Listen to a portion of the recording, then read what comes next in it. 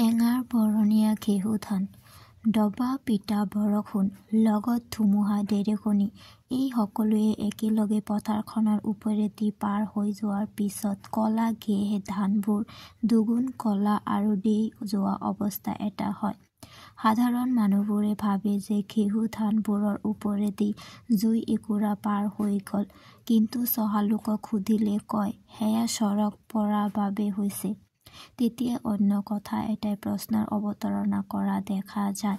প্ৰশ্নটো হ'ল অন্য ঠাইত বজ্ৰপাত বা চৰক নপৰি কেৱল ঘেঁহু ধানৰ ওপৰত পৰিল কিয়? এই বিষয়ে থকা প্ৰবাদ সম্পৰ্কে বৰ্তা চৰাইয়ে কৈছিল, সেই চৰাইটোক আকৌ কৈছিল এজোপ উইপিং উইল গছে। উইলিয়ামহঁতৰ ঘৰৰ সন্মুখৰ বহল পথাৰখনৰ পূবফালৰ দাঁতিতে সেই উইপিং উইল গছজোপা আছে। সকলো মানুহে শ্ৰদ্ধা ভক্তিৰে চোৱা এই গছজোপা এতিয়া বুঢ়া হৈছে। গছজোপাৰ মাজৰ এঠাইত পচি তাত ঘাঁহ বন আৰু এজোপা জেতুলী প্ৰকাণ্ড গজিছে। সেই গছজোপাৰ ডালবোৰ চাৰিওফালে ওলমি পৰা আৰু গছডাল এফালে হালি যোৱা। বছৰ পূৰ্বতে উইলিয়ামহঁতৰ ঘৰৰ আগফালে থকা পথাৰখনত কলা ঘেঁহু ধানৰ খেতি কৰা হৈছিল। ঘেঁহু ধানৰ চাৰিওফালে আছিল গোম ধান, বাৰ্লি আৰু অৰ্ড।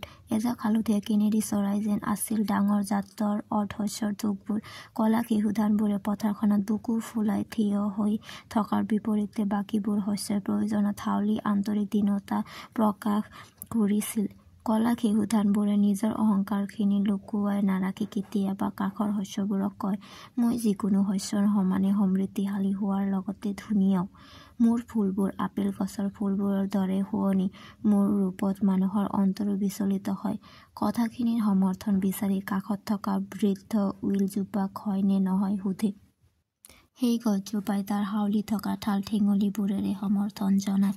তেতিয়াই কলা ঘেঁহু ধানবোৰে গপত গংগাই টোপ হৈ ওলোটাই বৃদ্ধ উইলজোপাক ঠাট্টা কৰিবলৈ কয়, এই গছজোপা বৰ মূৰ্খ নহলেনো বাৰু তাৰ দেহত ঘাঁহ বন গজে। আহিল এজাক প্ৰচণ্ড ধুমুহা, লগতে আহিল গাজনি ঢেৰেকনি।